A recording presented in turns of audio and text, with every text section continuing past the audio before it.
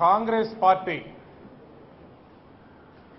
జాలిపడే స్థాయి నుంచి ప్రజలు చేత్కరించుకునే పరిస్థితుల వరకు వచ్చినప్పటికీ బుద్ధి తెచ్చుకోకుండా చేసినటువంటి తప్పుల్ని సవరించుకునే ప్రయత్నం చేయకుండా ప్రజలదే తప్పు అన్నట్టుగా ప్రవర్తించడాన్ని తీవ్రంగా ఖండిస్తా ఉన్నాం.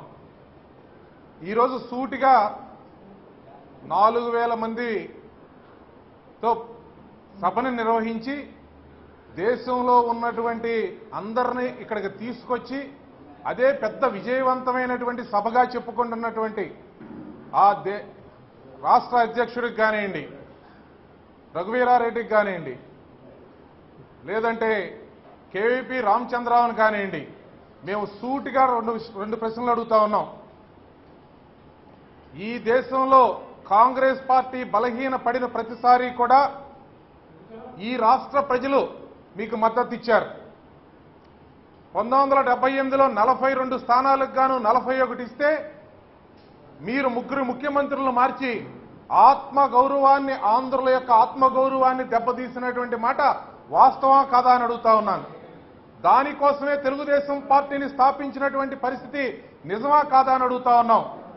84లో ప్రజాస్వామ్యాన్ని కూనీ చేసి ముఖ్యమంత్రిని కూలదోసినటువంటి వ్యక్తులు మీ పార్టీ నేతలు కాదా అని అడుగుతా ఉన్నాం. దాని తర్వాత కాంగ్రెస్ పార్టీ దేశంలో ఉత్తరప్రదేశ్లో ఓడిపోయినప్పటికీ, మీ స్వరాష్ట్రాల్లో ఓడిపోయినప్పటికీ, దేశమంతా ఓడిపోయినప్పటికీ కూడా ఇక్కడ గెలిపిస్తే మీరు ఇచ్చినటువంటి బహుమతి తెలుగు ప్రజలకు అది.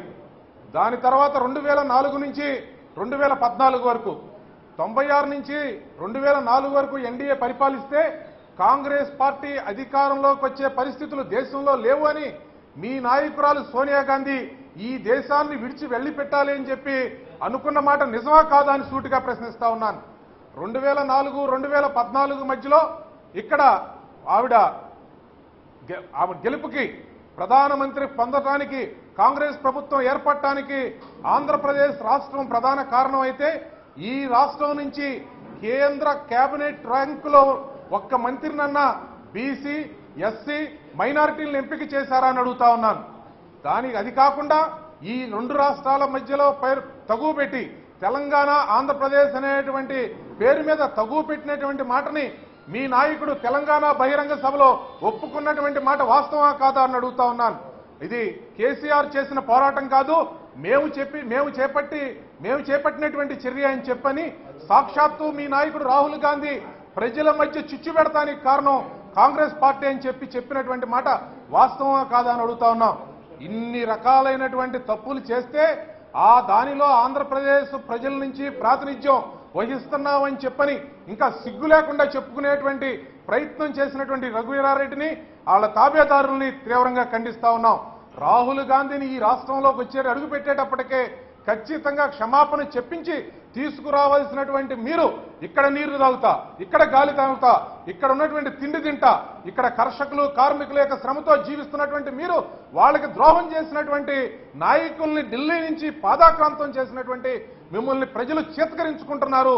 మీరు విజయవంతమైందని చెప్పని మీరు ఏదో వాపుని బలుపుగానో లేదా మీ భుజాలని, మీ జబ్బల్ని మీరే చరుచుకుని మీరే ఎర్రబడేటి చేసుకునేటువంటి ప్రయత్నాన్ని ప్రజలు తీవ్రంగా చేత్కరించుకుంటున్నారు అనే విషయాన్ని, వాస్తవాలను గ్రహించాలని చెప్పి తెలియజేస్తా ఉన్నాం. మరి ఒకసారి ఈ రాష్ట్రంలో కాంగ్రెస్ పార్టీ బతికేటువంటి పరిస్థితి లేదు అనేది అందరికీ తెలిసినటువంటి సత్యం. ఈ రాష్ట్రంలో కాంగ్రెస్ పార్టీ డిపాజిట్లు రావు అనేది అందరికీ తెలిసినటువంటి సత్యం. ఈ దేశంలో కాంగ్రెస్ పార్టీ పతనం తెలుగుదేశం పార్టీతోనే ఆరంభమైంది అనేది చరిత్ర చెప్పే సత్యం. ఈ దేశంలో 6 సార్లు కాంగ్రెస్ పార్టీ ఓడిపోతే 5 సార్లు తెలుగుదేశం పార్టీ వల్లే ఓడిపోయింది అనేది అందరికీ జగమెరిగినటువంటి సత్యం. అటువంటిది తెలుగుదేశం పార్టీని మీరు భరించలేక, తెలుగువారిని మీరు ఆదరించలేక, తెలుగువారి నుంచి ఉన్నటువంటి ప్రధానమంత్రి అయినటువంటి పివి నరసింహారావు గారిని సాక్షాత్తు అవమానించినటువంటి నాయకత్వాన్ని మీరు ఈరోజు భుజాల మీద మోస్తున్నారంటే మీరు సిగ్గులేని వారని చెప్పి తెలుగువారు చెప్పుకుంటా ఉన్నారనేది గ్రహించాలని చెప్పి కోరుతా ఉన్నాను. కాబట్టి తెలుగువారి మీద కక్షతో ఉన్నటువంటి సోనియా గాంధీ నాయకత్వం, తెలుగువారిని ప్రతిక్షణం అన్యాయానికి గురి చేసినటువంటి, తెలుగువారిని నిరాదరణకు గురి చేసినటువంటి కాంగ్రెస్ పార్టీ అధినాయకత్వానికి మడుగులెత్తే వాళ్ళు సిగ్గుతో తలదించుకోవాలి, వాళ్ళు ముందు ముక్కుకు నేలకు రాసి క్షమాపణ చెప్పాలని చెప్పి డిమాండ్ చేస్తా ఉన్నాం. రాహుల్ గాంధీని ఇక్కడ తీసుకొచ్చి సభ పెట్టించే ప్రయత్నం చేసినటువంటి మీరు క్షమార్హులు కాదని చెప్పి తెలియజేస్తా ఉన్నాం. అదేవిధంగా మీకు పాల్గొన్నటువంటి పక్షాలు ఏవైతే ఉన్నాయో వారికి ఒక సూచన చేస్తా ఉన్నాం. ఈ దేశంలో కాంగ్రెస్ అరాజకవాదాన్ని అడ్డుకునేటువంటి దాంతోనే తెలుగుదేశం పార్టీ ఆనాడు అన్న రామారావు గారు కానివ్వండి, దాని తర్వాత చంద్రబాబు నాయుడు గారి హయాంలో దేశవ్యాప్తంగా మూకుమ్మడిగా పోరాటం చేశాం. ఎమర్జెన్సీతో సహా అందరినీ కూడా ఇబ్బందులకు గురి చేసినటువంటి కాంగ్రెస్ పార్టీ రక్త చరిత్రని ఒక్కసారి గుర్తుకు తెచ్చుకోవాలని చెప్పని వారికి తెలియజేస్తా ఉన్నాం. సిద్ధాంతాలు వేరుగా ఉండొచ్చు కానీ దుర్మార్గుడిని పక్కన పెట్టుకోవటం వల్ల, దుర్మార్గమైన పరమైనటువంటి వ్యక్తుల్ని ప్రోత్సహించడం వల్ల అది దేశానికి సమాజానికి హాని కలుగుతుందని కూడా తెలియజేస్తా ఉన్నాం. ఈ తానులో మొక్కైనటువంటి జగన్మోహన్ రెడ్డి ఆడుతున్నటువంటి నాటకాల్లో భాగమే ఇదని కూడా తెలియజేస్తాం.